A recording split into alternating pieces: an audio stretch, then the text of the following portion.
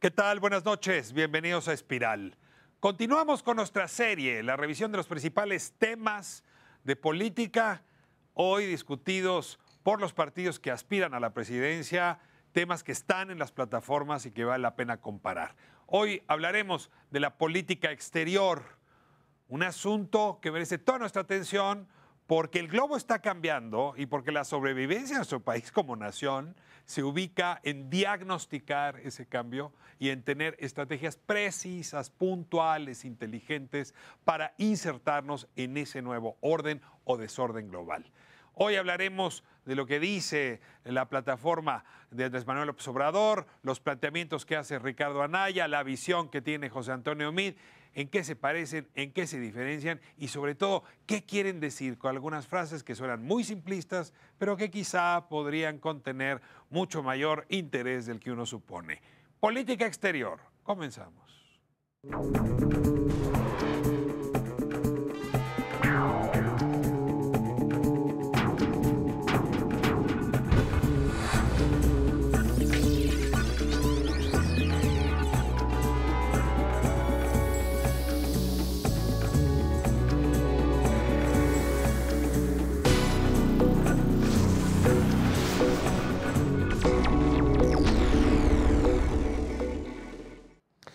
Pues abrimos nuestra conversación de hoy anunciada sobre la política exterior y la verdad es que me enorgullece enormemente quienes me acompañan esta noche por los lugares donde están, por cómo han pensado el país en el mundo, porque son voces de las que uno aprende con frecuencia desde hace mucho tiempo.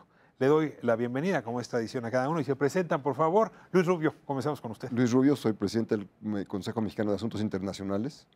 Me parece que es un momento único para México porque lo internacional y lo nacional es indistinguible, lo político y lo económico es indistinguible, todo interviene y es un momento fascinante por el debate público al respecto. ¿Estarás de acuerdo entonces que la política interior y la exterior son indistinguibles? Son indistinguibles y son ambas necesarias. Le doy la bienvenida a Guadalupe González. Bueno, me da mucho gusto. Muy buenas noches, Guadalupe González González, profesora asociada del Centro de Estudios Internacionales del Colegio de México.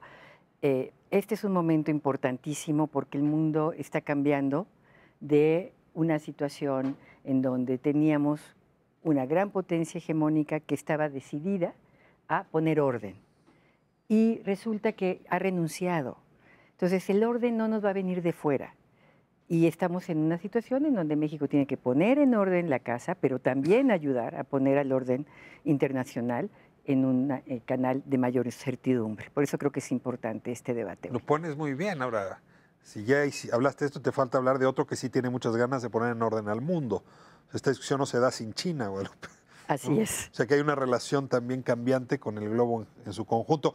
Joana Zubich, me da muchísimo gusto. ¿Qué tal?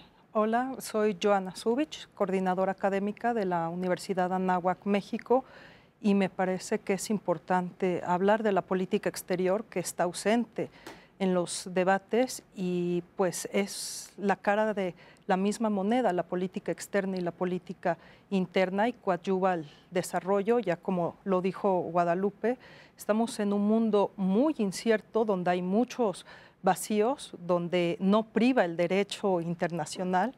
Entonces realmente es muy importante, en un mundo tan globalizado, es sumamente relevante este tema y nuestra relación bilateral. Cuando yo empezaba mis estudios universitarios, algún profesor un día me dio una tesis que me sigue haciendo ruido en la cabeza. A lo mejor ustedes me ayudan a saber si es falsa o cierta. Que si uno vivía en país pequeño, país como Suiza, por ejemplo, la proximidad con el mundo pues estaba a unos cuantos kilómetros. Entonces la política internacional era muy relevante. Pero cuando uno vive en países con territorio muy grande, Estados Unidos, Rusia, México entre ellos, se ve lejísimos el problema internacional. En todo caso uno tiene un par de fronteras y es todo lo que importa. Y eso explicaría por qué poblaciones como la nuestra parecían indolentes, indiferentes frente al exterior. ¿Tenía razón mi profe? ¿O lo que pasa es que la globalización cambió esa regla? Yo sí comparto esa tesis. De hecho, las investigaciones sobre bases sociales y actitudes hacia el mundo te demuestran que los países grandes son más autorreferentes que los países pequeños. Y no tenemos que ir a países, digamos, muy lejos de nuestro continente, simplemente volteamos la cara a Cuba, por ejemplo. O sea, Cuba en una situación, un país pequeño, una economía 1000 veces más pequeña que la nuestra, y por necesidad, ¿no? Y también por la tensión que tiene la relación con Estados Unidos, tiene una diplomacia muy activa en el mundo. Pensemos en otro país como Singapur. Yo creo que algo hay de eso. Por otra parte, me parece que si vemos a un país como Estados Unidos, la parte internacional es muy poco relevante y eso confirma esa parte de la tesis. Pero lo que ha pasado es que las comunicaciones, los vínculos financieros internacionales, la globalización de la producción, donde ya no hay prácticamente ningún lugar del mundo que fabrique todo en un mismo lugar. Por ejemplo, un automóvil se fabrica en decenas de países o pedazos en decenas de países. Cuando hay una huelga o cuando hubo el accidente, primero el tsunami y después el accidente nuclear en Japón, eso paralizó a varias líneas de producción de automóviles porque ahí se fabricaban unas piecitas que tenían que ver con todo el resto. Entonces, las crisis financieras no nos han venido de aquí adentro, nos han venido por decisiones o por tonterías nuestras, pero como consecuencia de decisiones en los mercados de Londres o de Nueva York o de cualquier otro lugar. Entonces, sí hay algo. La globalización nos empieza a obligar a vernos como países pequeños, digamos, cómo se ven los países pequeños. Y estamos absolutamente vinculados a lo que pasa en el resto del mundo, nos guste o no. Bueno, eso y además, por ejemplo, la migración. O sea, recordemos que el 10% de nuestra población no vive en este territorio, está en otro lado. Eso ya nos obliga necesariamente. Y Donald Trump nos recuerda todos los días, casi a toda hora, a partir de su Twitter, que el mundo exterior existe. ¿Nos está dando ese fulano conciencia de nuestro ser en el mundo?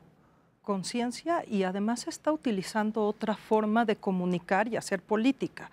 Ahora ya es hacer política a través de Twitter, ¿no? Entonces, lo que, digamos, estamos también tan interconectados que los medios de comunicación, Internet, ha hecho que también nosotros y la gente común y corriente estemos enterados de lo que pasa en el mundo, ¿no? Incluso hasta en el pueblo perdido que no aparece en Google Maps, realmente nos afecta, ¿no? Entonces, y Trump, claro que ha marcado un parteaguas donde todos los líderes mundiales de todos los sectores y áreas tenemos que levantarnos y lo primero que hacemos es leer el Twitter de Trump.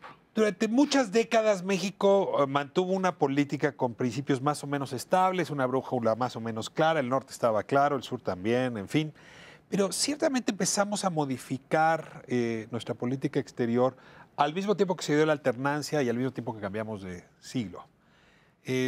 Yo quisiera dedicarle un momento nada más, una ronda a esa conversación. La Cancillería de Jorge Castañeda, hijo, hizo un parteaguas. Es decir, de entrada, una obsesión por el norte y yo me atrevería a decir, en su caso, incluso un desprecio por el sur, una distancia con Europa, no mayor cercanía, incluso las cosas se fueron complicando después, que nos generan ruidos, descomposición de las relaciones con América Latina, demasiada apuesta al norte.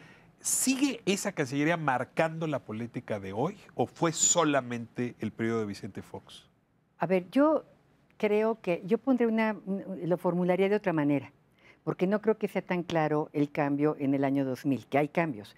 Yo creo que si lo vemos en perspectiva histórica, en México ha habido como 3 grandes doctrinas de política exterior, ¿no? Una, lo que podemos llamar el nacionalismo revolucionario, basado en estos principios, en donde básicamente lo que se trataba era de gestionar bien una relación con Estados Unidos con base en contrapesos, ¿no? Eso. Después un periodo que yo llamaría más bien de un pragmatismo económico, en donde es ahí, me parece a mí, de Salinas, ¿no? Digamos, que ahí me parece que es el primer parteaguas bien importante, porque es cuando México decide que quiere una asociación formal con Estados Unidos. Ahí es donde la relación con Estados Unidos se convierte en el norte de nuestra política exterior. Y luego en el año 2000 se inicia como otra perspectiva que yo llamaría... ¿No tiene una mala relación con América Latina? ¿Perdón? Salinas no tiene una mala relación con América Latina y con Cuba. Pero sí hay un cierto distanciamiento.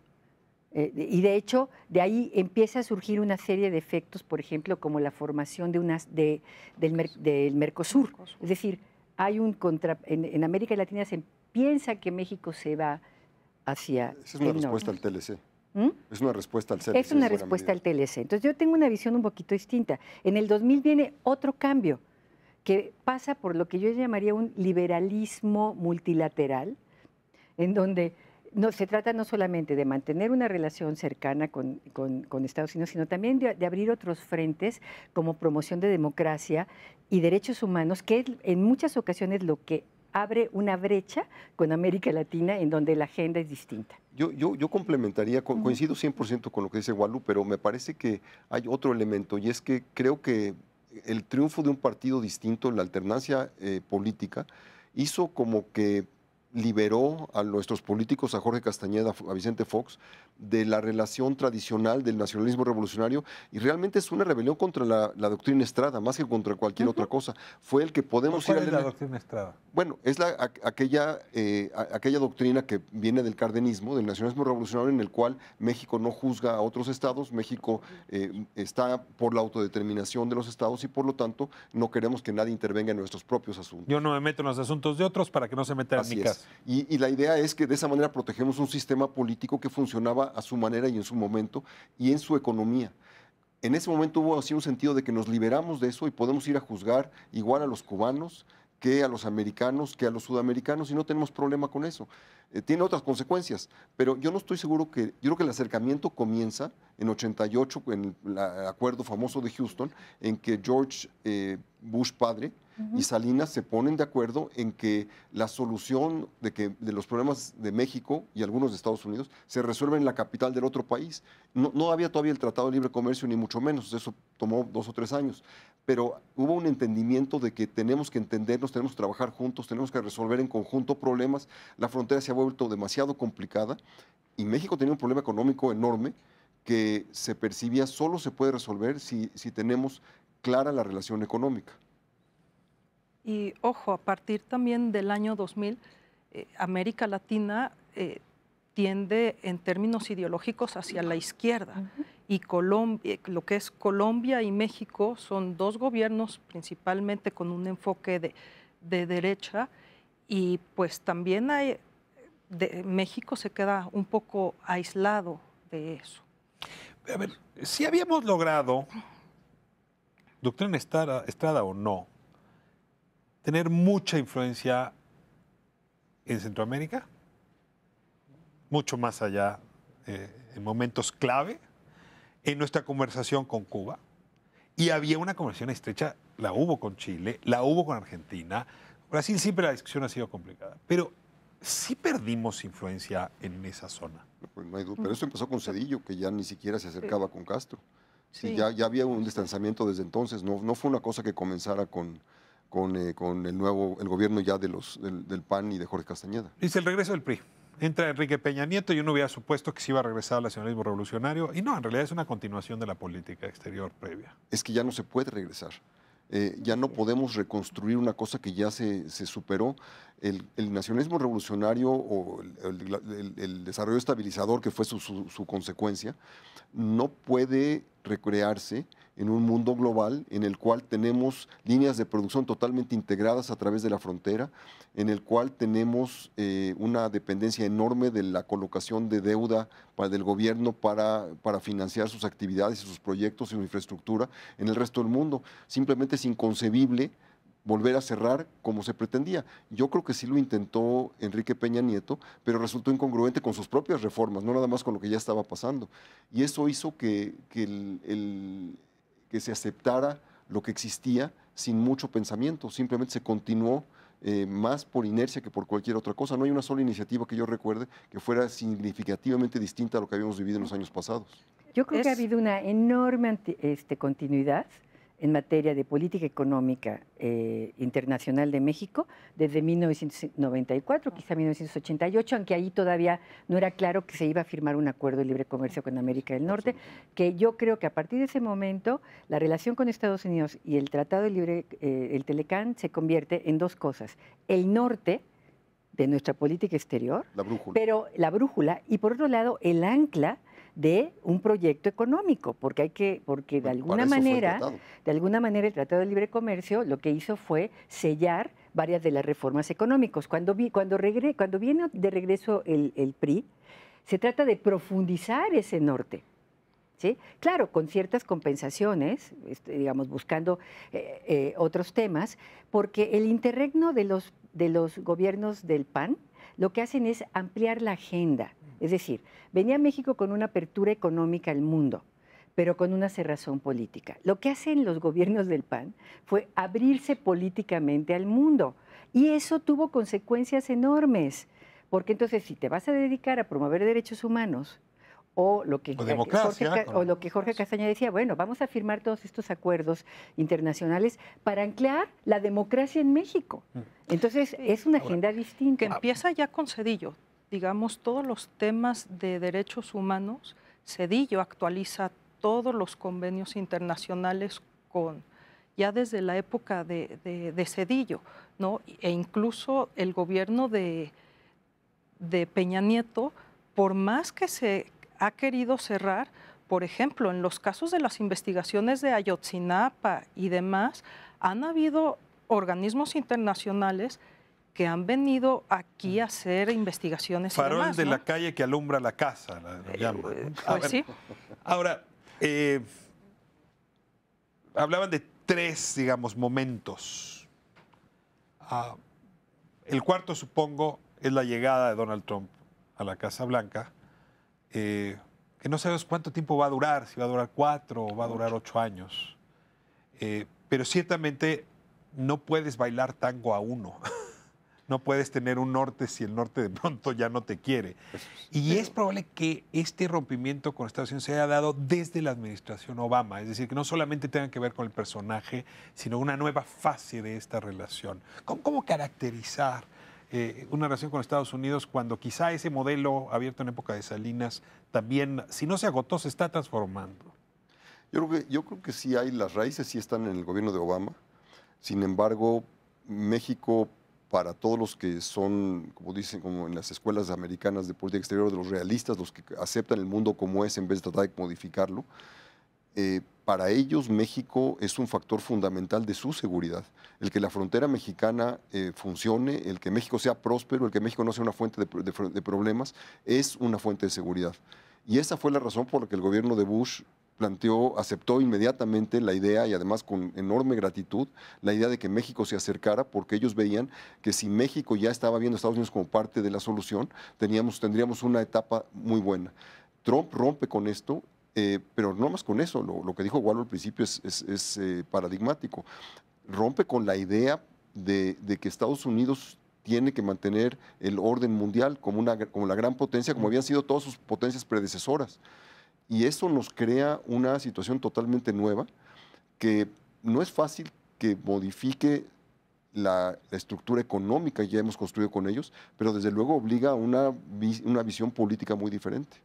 Sí, yo creo que Trump sí es un parteaguas, no solamente para la relación entre México y Estados Unidos, sino es un parteaguas en el sistema internacional. Representa, no sabemos qué vaya a ocurrir después, yo diría la demostración de un cansancio hegemónico. Hay un sector importante dentro de los Estados Unidos que ya no quiere mandar, que ya no quiere pagar el costo de ser el que esté viendo si se pelean unos o se pelean otros. No quiere, hay un votante en los Estados Unidos que considera además que se ha abusado del papel que Estados Unidos ha venido desarrollando como el paladín, por ejemplo, del libre comercio, o el que en algún momento dado paga las cuotas en Naciones Unidas. Hay un cansancio hegemónico. Por eso me parece que no solamente es un tema de Trump, y que bien nos haría a los mexicanos pensar en una perspectiva de más largo plazo. Yo creo que en política exterior hay una receta infalible. Siempre hay que estar preparados para el peor escenario, porque en el sistema internacional, a diferencia de otras áreas, uno nunca sabe por dónde va a saltar la bola, porque no sabes qué va a pasar. Yo creo que sí es importante prepararse para un mal escenario, y en ese sentido, pues ahora sí que empezar a pensar de una manera distinta. Esto no significa digamos, que haya que romper con Estados Unidos, para nada, no estoy diciendo eso, siempre estoy diciendo que hay que pensar cómo recomponer una relación con Estados Unidos, ¿no?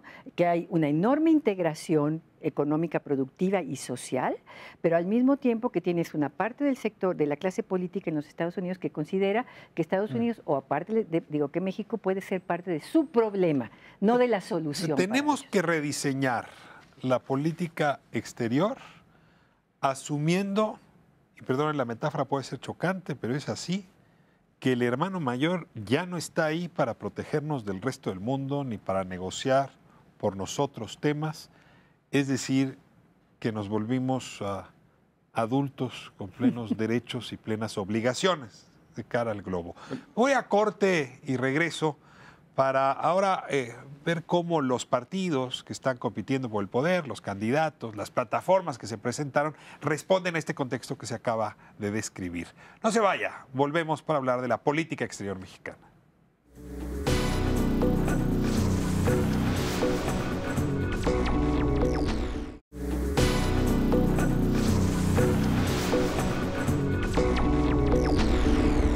Pues no hay nada más difícil que cambiarle la llanta al coche cuando el coche está andando, y es más o menos lo que vamos a tener que hacer ahora con la política exterior.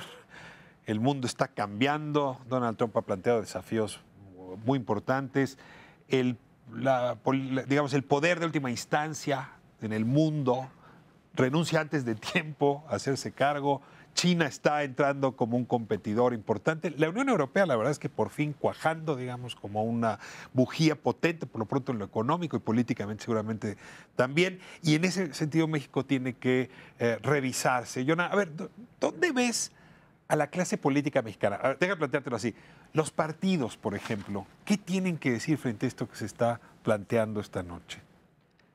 Yo pienso, incluso si uno analiza las plataformas de los candidatos, la política exterior casi no vislumbra. Incluso en el segundo debate se trató muy poco este tema, pero me parece que es sumamente relevante porque vivimos cada vez un mundo mucho más complejo, donde sí vamos a tener que seguir teniendo una relación con Estados Unidos, y a mí sí me gustaría hacer énfasis porque nos concentramos mucho en Donald Trump, y desde los gobiernos pasados México concentró su relación con el presidente, con el Poder Ejecutivo, y todos veíamos como lo máximo que existieran estas reuniones entre los presidentes, el de Estados Unidos y de México. Me parece que la relación con Estados Unidos es mucho multitemática, a diferentes niveles. Eso se va a tener que manejar. Ahora, bueno, ya no va a haber un interlocutor que hable con el yerno de Trump, ¿no? Que también vamos a ver qué va a pasar. Y me parece que se está recuperando esta relación con América Latina, porque también nosotros sí los abandonamos. Y hay un resentimiento de los países latinoamericanos de decir, ahora sí regresas conmigo, ¿no? Y también desde que México firmó el TLC, el Telecán, los mismos países latinoamericanos nos vieron como norteamericanos. Entonces, ahora estamos regresando con esta diversificación. Todos los partidos políticos hablan de esta diversificación, que me parece que puede ser una oportunidad para México. Sin embargo, lograr esa diversificación, sobre todo en términos económicos, tampoco no es tan fácil. Es mucho más fácil si exportar a Estados Unidos, pero ¿cómo le exportamos a China cuando hay algunos productos que competimos? No es tan fácil. Déjenme quejarme con ustedes. A ver, le hemos dejado al Poder Ejecutivo conducir la política exterior. Y esto hace que tenemos partidos poco globales y por lo tanto dirigentes de partidos, cúpulas de partidos poco interesados en el mundo. No estoy hablando de los candidatos todavía, sino de esa maquinaria que produce políticos. No están alerta de esto que está ocurriendo. Son más bien del siglo XX que del XXI. Yo creo que el problema está en otra parte. Yo creo que lo que ocurrió fue que entre el tratado y la migración se pudo resolver más o menos problemas fundamentales de México, de satisfacer las necesidades de empleo internamente, de tener divisas suficientes para todas las cosas que se requerían importar. La economía no crece al 7%, pero partes del país crecen como la espuma. Y entonces eso hizo que para la clase política mexicana en su conjunto, todos los partidos, los gobiernos de varios sexenios, tuvieran un momento muy tranquilo y muy fácil y las cosas funcionaban y para qué molestarlo. Respecto al mundo, porque teníamos soluciones a los problemas inmediatos. Y la relación con Estados Unidos la manejaban los ejecutivos, los dos presidentes, y mientras la química funcionaba bien, no había problema. Súbitamente nos resulta que tenemos un problema con la química y entonces sí todo explota. Cuando, como dice Joana, tenemos una relación multidimensional complicadísima con la sociedad americana, y es la sociedad americana la que nos está despreciando, la que nos está viendo hacia abajo. Yo creo que mucho menos por el tema comercial que por el tema migratorio. Creo que Trump es un síntoma más que el problema. Y lo que hizo Trump fue aprovechar y utilizar el muro como un símbolo más que cualquier otra cosa, porque el que haya migrantes en Houston o en Nueva York se pierden en el mar de gente, pero en la mitad de Kansas o de Missouri se notan instantáneamente, tienen costumbres distintas, viven hacinados en pequeños lugares que todo el mundo ve todos los días, y eso ha molestado profundamente a una parte de la sociedad americana. Y nosotros, en vez de dedicarnos o de continuar dedicándonos a conquistar a la sociedad americana como se hizo exitosamente cuando se aprobó el tratado, simplemente abandonamos toda esa relación. Yo no creo que sea sustituible la parte de América del Sur. Creo que tenemos que tener una relación muy profunda y muy grande con América del Sur. Hace unos meses el gobierno mexicano, para tratar de darle un pequeño llegue al gobierno americano, decidió importar granos de un lugar distinto que Estados Unidos, y vinieron, no me acuerdo si de Argentina o de Brasil, pero una cosa que era de 1% o menos del total de la importación anual, inundó todos los puertos que teníamos, porque no tenemos ni la infraestructura ni las condiciones para hacerlo. Entonces, no es fácil sustituirlo. Como un día le oí al canciller Videgaray, Alemania y Polonia tienen problemas históricos mucho más complicados que los nuestros con los americanos, y sin embargo es una de las relaciones más intensas económicas que hay, porque son vecinos, y eso es lo natural. Ahora, si tenemos que tener una relación distinta porque esta vecindad ya no funciona, es otra situación.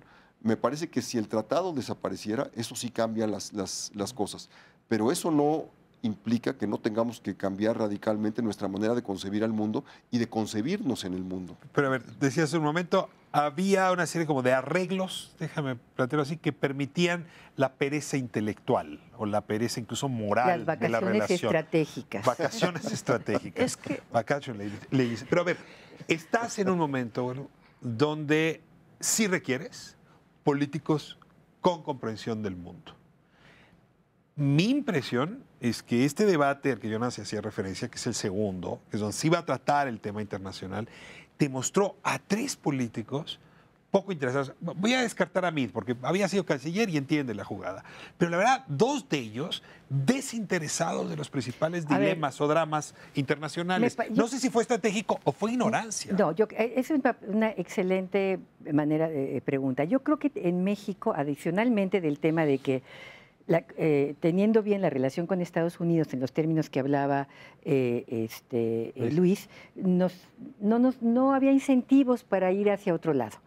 Pero yo creo que en México sí hay un problema de cómo acercarnos a la política exterior. No es que sea el patito feo, es más bien como ese jarrón chino en la sala, que todos nos sentimos súper orgullosos del jarroncito, ¿verdad? Pero nadie acaba de entender muy bien para qué sirve. Y me parece que en México no tenemos pensamiento estratégico. Oye, pues si sobre es chino, el ya mundo. deberíamos saberle, ¿no? Pero no lo hemos hecho. Y yo creo que ahí, perdón, pero los sacrosantos principios de política exterior, que están muy bien, tenemos una cultura política internacional en México muy principista, y que en México nunca nos sentamos, la clase política o los partidos, a decir, a ver, ¿y cuáles son los intereses de México en Cuba? ¿Por qué Cuba nos afecta? Entonces, desde el momento en el que entramos a pensar, a debatir la política exterior, lo hacemos desde una perspectiva, desde mi punto de vista, que no se basa en un diagnóstico. Todo el mundo dice, sí, la política interna y la política exterior, pero a ver, ¿dónde está la tarea? ¿De qué manera lo que ocurre en Guatemala está vinculado con mi problema de seguridad. Hemos sido omisos al respecto y creo que sí hay un problema de cómo nos aproximamos y cómo nos acercamos a la política exterior. A ver, quiero que me ayuden con este bloque, con los matices, Joana, que hay entre las candidaturas. Voy a decir frases, ¿no? López Obrador dice, la mejor política exterior es la política interior. Anaya, su planteamiento es ponerse a hablar francés e inglés, ¿no? Y en realidad decir que va a cambiar a una negociación donde todo esté incluido. En el fondo lo que plantea es continuar por la misma política que ha llevado su amigo y actual canciller Videgaray y la que él llevó previamente, es decir, continuidad. ¿Ves más matices de lo que estoy diciendo? ¿Me ayudas a profundizar en los planteamientos de cada uno? Yo sí creo que hay coincidencias entre los tres candidatos. Yo creo que cuando Andrés Manuel dice la política exterior es una política interna, yo quiero pensar que se refiere a que si hay que poner orden en la casa, es decir, hay que reducir los niveles de violencia, hay que arreglar problemas de corrupción para que México pueda tener una mejor imagen al exterior. Yo quiero pensar que eso es cierto, porque aunque tú contrates a las mejores agencias de relaciones públicas, si tú tienes problemas internos, pobreza, violencia, corrupción, etcétera, sí perjudica tu imagen. Ahí no hay coincidencias ni con Anaya ni con Mid. No, en esa definitivamente no. Me parece que habla de una política más principista, como ya lo había dicho Guadalupe, incluso, ¿no?, en diferentes foros. Se habla de hay que regresar a estos principios tradicionales de la política exterior, una defensa férrea a esta soberanía, pero me parece que viene el concepto de la soberanía, de un concepto de soberanía de los años 60, no de pleno siglo XXI. ¿Tú estarías viendo, Luis, dos modelos? Es decir, modelo de política exterior a la López Obrador y un modelo de política exterior a Anaya Mid parecidos. Sí, yo creo que son dos paradigmas y lo son en todos los temas. Tenemos un paradigma que es el de continuidad con los matices, con las diferencias que cada quien pueda tener. Donde lo que se busca es cómo nos integramos más exitosamente al resto del mundo, cómo resolvemos los problemas externos, pero dentro del mismo camino. Y el paradigma de regresemos a lo que funcionaba. Antes no teníamos conflictos con el resto del mundo, antes la economía crecía, antes no había violencia, había orden dentro del país. Y esas cosas podían funcionar y podemos reconstruir esas cosas. Y antes estaba también el muro de Berlín, pero pues ya se cayó. Bueno, esa es la incongruencia del modelo. Pero el paradigma sí es la de llegar hacia atrás. Y yo creo que Enrique Peña Nieto pensó en algo similar al inicio del sexenio. Finalmente los dos son políticos muy parecidos de los años 60 o con una visión de los años 60. ¿Peña Nieto y López Obrador? Sí, pero como en esa época había políticos más de derecha, políticos más de izquierda, pero lo que pasa es que era contradictoria la visión política de Enrique Peña Nieto con la visión económica que él mismo estaba promoviendo y se quedó en el camino.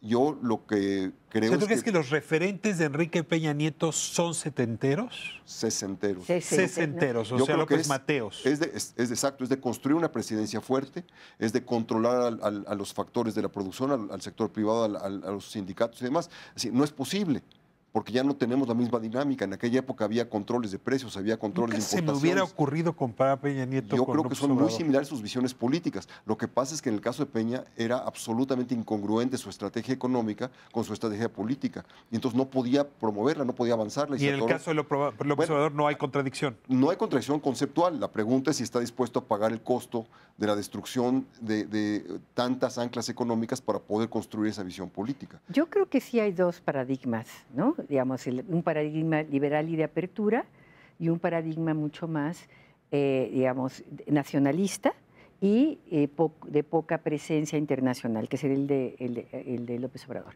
Pero con asegúnes, porque hay coincidencia entre los tres. ¿Cuál es la cosa? A ver, ya marcaba la diferencia. López Obrador no ha dicho no al tema de liberalización comercial. No, al revés, dijo, estoy con el Tratado de Libre Comercio. Y ahí están, con el Tratado de Libre Comercio y con los otros tratados. Sí. Se ha moderado. Él habla, por ejemplo, de autosuficiencia en ciertos sectores, ¿no? Como es el alimentario, ¿no? Que de alguna manera tiene cierto sentido. A ver, la agricultura en el mundo es de los sectores menos abiertos. Entonces, él un poco está diciendo, digo, no sé si esa sea su opinión real, pero está diciendo, a ver, si hay subsidios y todo el mundo está protegiendo la agricultura, ¿por qué nosotros vamos a desproteger el campo? Tiene un punto. Aquí lo que yo quiero señalar es que parten de paradigmas distintos del para qué la política exterior, ¿sí? Una es cerrarnos, un poco la noción de que la política exterior debe ser un poco de trinchera, mientras arreglamos la casa, cerramos las puertas, que no nos hagan olas, no salimos afuera, no vaya a ser que salgamos mal vestidos y entonces mejor no regresamos. Y el otro es, no, o sea, no hay manera de cerrar la puerta. Hay dos paradigmas, pero a pesar de que hay dos paradigmas, es impresionante, yo creo, ciertas coincidencias, por lo menos en temas de libre comercio. No ha dicho nada de que no vamos a salir del TPP-11, nada de que no vamos a estar en la Alianza para el Pacífico, no ha dicho ni ha anunciado tampoco necesariamente medidas proteccionistas. Entonces yo creo que en ese nivel también hay más coincidencias sorprendentes desde mi punto de todos vista. hablan de esta diversificación, todos hablan También. de que México debe de tener una política exterior quizás un poco más activa, un poquito menos López Obrador, que México tenga más presencia en los foros multilaterales, aunque, por ejemplo, a mí me parece que la propuesta de Ricardo Anaya a mí me llamaron la atención dos propuestas de Ricardo Anaya.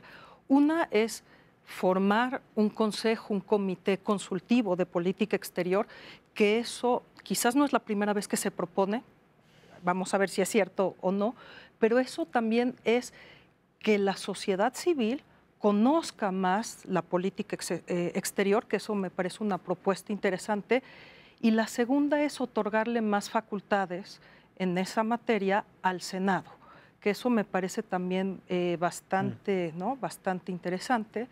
Entonces es también ciudadanizar y que la gente común y corriente conozca la política exterior y para qué le sirve, ¿no? Bueno, aquí estamos completando con esto la fotografía del momento y viene ahora una conversación que es la más difícil de todas, es pedirles que agarren su bola de cristal y nos cuenten cuáles van a ser los desafíos del próximo presidente de la República, sea quien sea. Es decir, ¿qué están viendo entre el 2018 y 2024 que debería observarse con detenimiento y a partir de eso reaccionar con el mejor instrumento que uno tiene para seguir construyendo nación, que es la política exterior?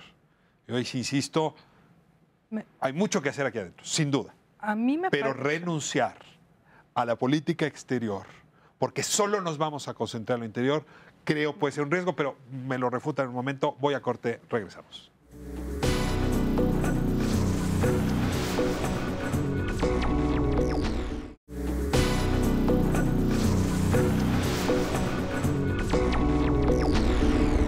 Regresamos para seguir hablando de política exterior y quiero traer a cuento algo que planteaba Joan hace un momento. Decía, y más tiene sentido, si uno quiere mostrar un país, presumirlo con orgullo, pues la mejor manera es que ocurran cosas de las cuales estés orgulloso. Si tienes una política de seguridad que es un desastre, si tienes una política económica que ha expulsado hordas de familias fuera del país, si traes, digamos, problemas muy serios de corrupción, pues por más ganas que le eches, no hay forma de tener una buena imagen del país en el exterior. Y ahí te sigo. Eso no es hacer política exterior, es hacer política interior. Así es. Ahora, una cosa distinta es cuál es tu política consular, cómo vas a proteger a tu diáspora, cómo te vas a sentar en los organismos internacionales o multilaterales, qué tipo de negociaciones vas a tener con la Casa Blanca. Y perdón, pero eso se lleva en la Cancillería, no en la Secretaría de Gobernación.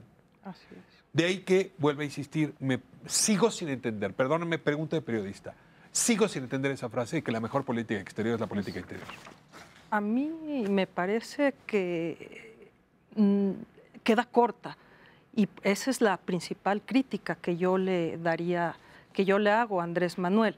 Me parece que sí, hay que arreglar la casa, pero no es una política exterior, coadyuva.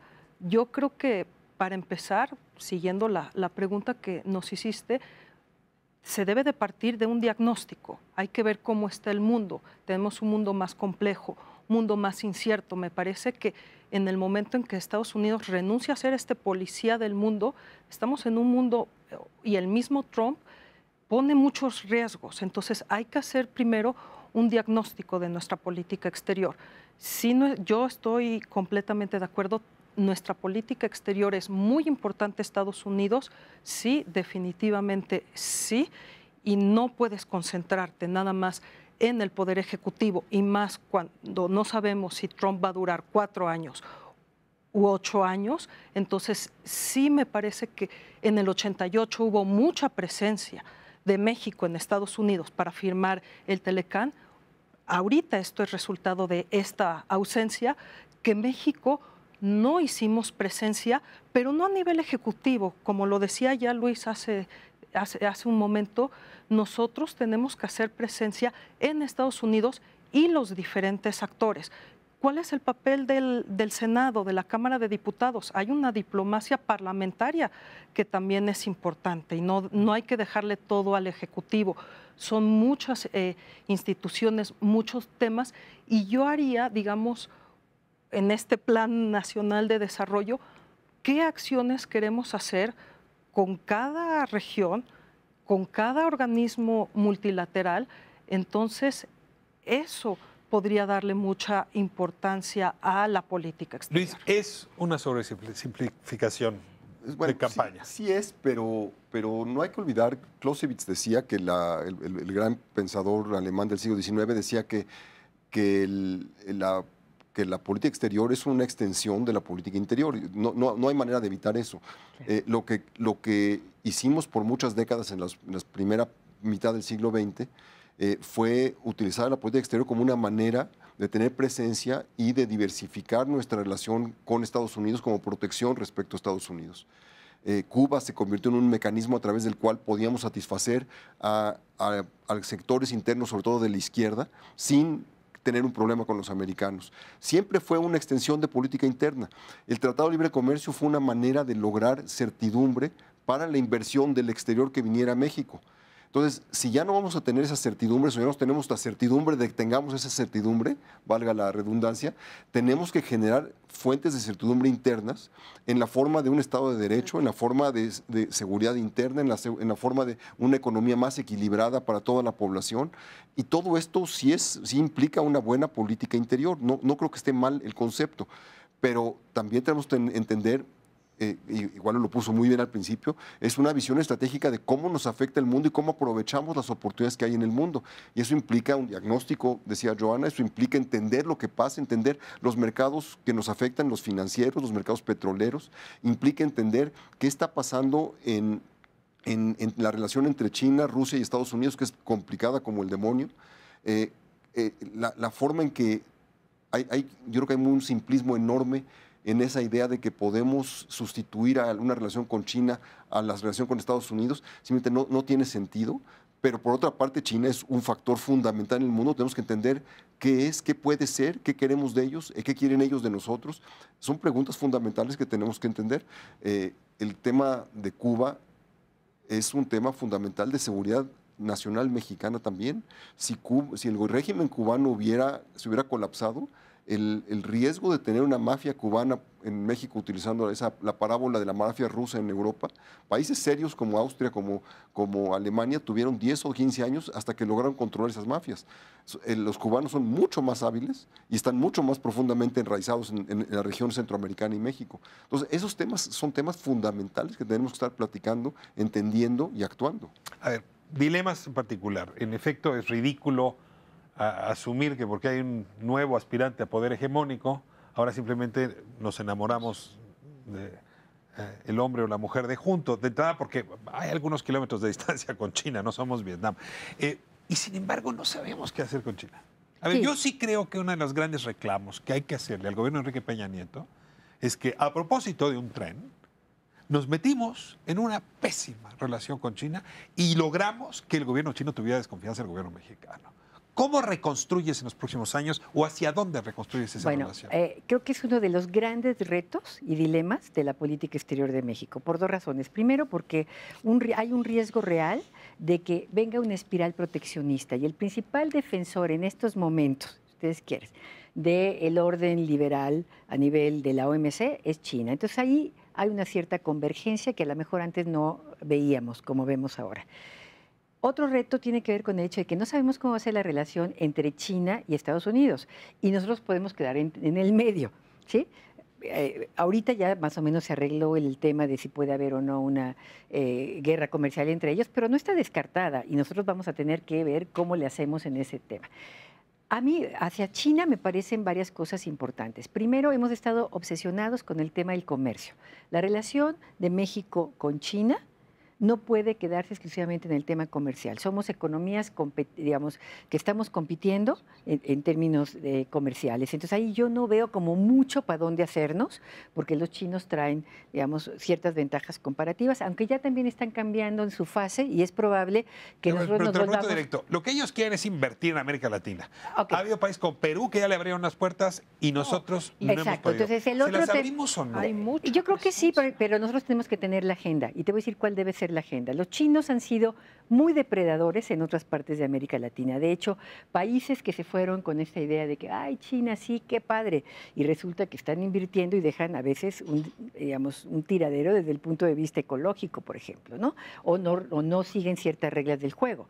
Entonces, me parece que para México la apuesta con China sí va en la inversión, pero va sobre todo en inversión en infraestructura, pensando en algo que me parece a mí que geopolíticamente México tiene una facilidad o un papel natural, que es ser un hub de interconexión hacia el Pacífico. Y ahí, sí, China, además China es una potencia en términos de puertos. No es nada más dinero, digamos, en industria, sino a mí me parece que el núcleo de la relación con China tendría que ser un programa muy bien pensado en infraestructura, pero no en una infraestructura solamente interna, sino pensando que México al ratito, ¿verdad?, puede ser vía de entrada y acceso a nivel internacional. Más con el TPP y con, digamos, toda la visión que está teniendo China con abrir toda esta, lo que le llaman la ruta de la seda, y es bien importante. Yo no me muevo de región. Los vemos sin la suficiente dignidad y sin la suficiente atención. Hay una crisis muy seria con El Salvador, una crisis muy seria con Honduras, una crisis que no se resuelve con Guatemala, de migración, de violencia, de inestabilidad. Hay algo de responsabilidad de México sobre esa frontera y nuevamente yo la política hacia allá no la alcanzo a ver. Es otra deuda que este gobierno a mí me deja, pero les pregunto a los especialistas cuál debería ser la función de la Secretaría de Relaciones Exteriores a propósito de esta región. Es que yo creo que el problema no es igual que para México, para esos países, pero mucho más agudo en esos países. No es de corrupción, no es de violencia, no es de drogas, es de falta de gobierno. Mucho más agudizado en un lugar como Salvador u Honduras, en Guatemala, donde han desmantelado mucho de lo que tenían, y nosotros que no nos hemos transformado políticamente para construir gobiernos locales, estatales, que funcionen, que le provean lo más elemental a la población, que es seguridad, con un... O sea, Chiapas y Honduras muy cercanos, dirías tú. No, nada más eso, Tamaulipas. O sea, no es muy diferente en términos de seguridad, quizás peor incluso. Y eso tiene que ver con el enorme peso de las drogas, pero con un sistema de gobierno que tiene por lo menos 100 años, si no es que más, en concepción y en estructura. Es un gobierno pensado de manera centralizada, pero que se descentralizó a fuerzas por las circunstancias y que no se ha reconstruido, no se ha desarrollado. Y ese fenómeno es el mismito en el sur. Entonces, yo creo que si hay un concepto, o sea, deberíamos desarrollar un concepto de desarrollo regional, pero que tiene que involucrar la reconstrucción del sistema político de cada país, del sistema de gobierno de cada país. No sé en qué medida nosotros tenemos que podamos hacer algo en esos países, tenemos que empezar por la casa, pero nuestro verdadero dilema es un dilema interno extraordinario. La política exterior es muy importante, pero lo que primero que tenemos que tener es seguridad para la población, y lo que eso implica, para poder hacerlo tenemos que resolver problemas internacionales, pero no es una cosa en vez de la otra. Ahora, un país que estaba ganando en liderazgo en América de manera fundamental fue Brasil. Hoy está en crisis, eso hace que el Cono Sur esté en crisis. Y la verdad es que esta competencia con Brasil también nos metió en una relación no muy potable, no muy saludable con Argentina, con Chile, que habían sido tradicionales aliados de México. ¿Ven en el próximo sexenio, en la próxima administración, algún papel particular con el Cono Sur a jugar? Yo creo que estamos viviendo en el Cono Sur, digo, en América del Sur, problemas, riesgos de gobernabilidad serios, porque no solamente es el caso, digamos, de Brasil, sino también tenemos a la puerta el tema de Venezuela y problemas de gobernabilidad, de debilidad de instituciones. O sea, creo que con América del Sur tenemos desafíos comunes. Narcoamérica lo llamaron los periodistas. Entonces, ahí, ¿cómo consolidar, digamos, estos regímenes más democráticos y plurales que puedan dar certidumbre, seguridad, un mínimo de crecimiento? Digamos, estamos ahorita ante un problema en el caso de Colombia, en donde quizás se pueda descarrilar el proceso de consolidación de la paz. Hay muchos problemas que estamos compartiendo. Entonces, y el hecho de que haya esta derrumbe de algunos liderazgos, lo que te genera es que no hay espacios de acción colectiva eficaces. Necesito una última reflexión sobre Europa y con esto cerramos las regiones. ¿Qué harían con Europa, con la Unión Europea, con lo que le está ocurriendo en la Unión Europea? Yo creo que todas las regiones del mundo tienen sus problemas. Europa tiene problemas. Yo soy menos optimista que tú. Creo que todo el proyecto europeo está en discusión, no está tan consolidado. España e Italia van a meter presiones muy fuertes sobre todo el sistema del euro en los próximos meses, y eso quién sabe a dónde lo lleve. Brexit está obligando a redefinir y cada vez más europeos están buscando cómo hacerlo menos mal. Tenemos un problema en el sur del continente, tenemos un problema en Centroamérica sin duda. La región que más crece y que mejor crece sin duda es Asia. No es que tengamos que hacer con ellos, pero lo que tenemos que hacer es aprender cómo vincularnos y cómo desarrollar oportunidades en cada uno de esos lugares. Pero el mensaje de fondo, y en ese sentido, no como él lo dice, pero en el sentido estricto, tenemos un problema en casa que tenemos que resolver. Pero yo lo que veo es que el resto del mundo puede ser parte de la solución y no nada más Estados Unidos. Es el conjunto de las dos cosas. Ana, un minuto de conclusiones. Insisto, va a seguir siendo importante la relación con Estados Unidos. No nos podemos cambiar de región. Estados Unidos sigue siendo nuestro vecino, pero hay que también buscar oportunidades en otras regiones. Y China no va a sustituir a Estados Unidos. Y también ver esto como una oportunidad para México, pues lograr esta ansiada diversificación, pero con un interés nacional y pensando a largo plazo. Les agradezco muchísimo esta conversación. Creo que si le sigo la hebra de su pensamiento, en los próximos 10 años, en la próxima década, el globo va a dar un cambio muy sustantivo. No quiere decir que todo se erradicará y veremos un nuevo mundo, pero la verdad es que sí va a dar un salto importante en su forma de organizarse, en sus instituciones, en sus dinámicas. Mientras mejor sepamos anticipar ese mundo que viene, mejor lugar ocupará México en ese nuevo orden o desorden global. Le agradecemos muchísimo que nos haya permitido entrar a su hogar esta noche. Nos vemos próximo miércoles 10 de la noche, Espiral.